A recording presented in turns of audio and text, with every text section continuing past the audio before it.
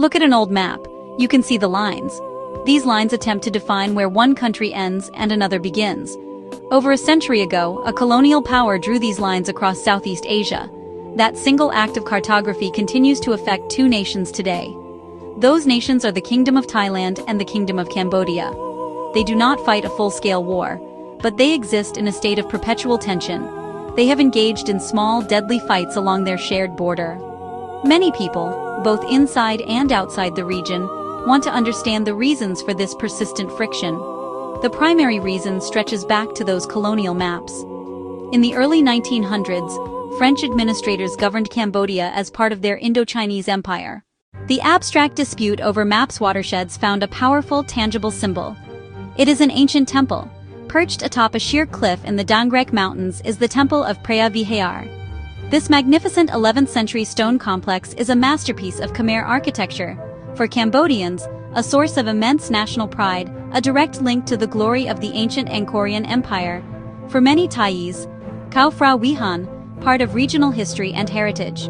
On the literal edge of the escarpment, the temple sat squarely in the border dispute. Ownership moved the argument from technical to emotional. In 1962, the matter went to the highest court. The ICJ in The Hague was asked to rule on the temple's sovereignty. The court looked at Thailand's past actions. Thai authorities had failed for years to object to the French map showing the temple in Cambodia.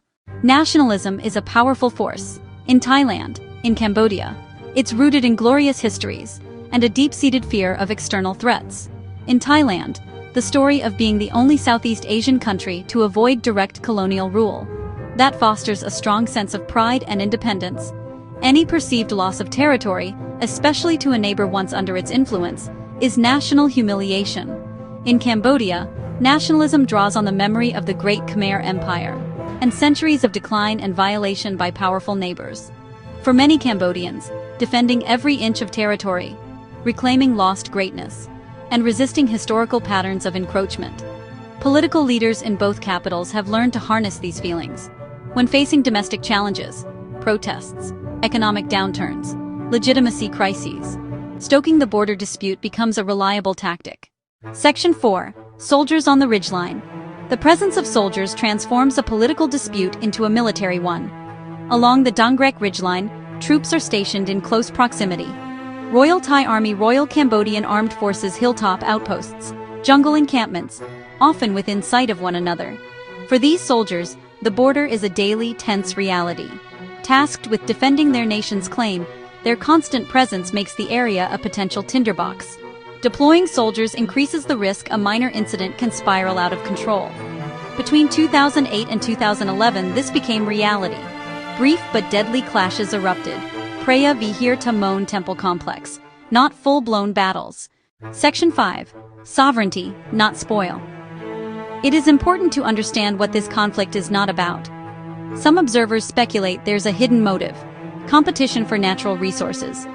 The short answer is no. No oil, no gas, no major gold mines, no other lucrative mineral reserves. This is not a fight for economic spoil. Similarly, it's not about religion. The temple is a sacred site. But both Thailand and Cambodia are predominantly Theravada Buddhist. This is not a holy war. The conflict is about sovereignty and memory.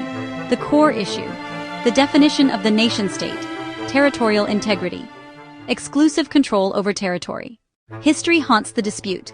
Legacy of the colonial era. European powers drawing lines on maps. Older regional histories fuel it too. Empires rising, empires falling. Tributary relationships predating modern states. The temple and hills are artifacts of history. They embody national memory.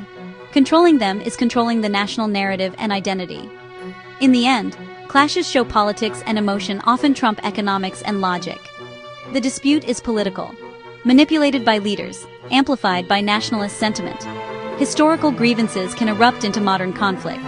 Guns mostly silent recently, but disagreement remains unresolved. Peace depends not just on clearer maps or court rulings, but on political will to prioritize dialogue over division and recognizing the shared future matters more than contested relics of the past.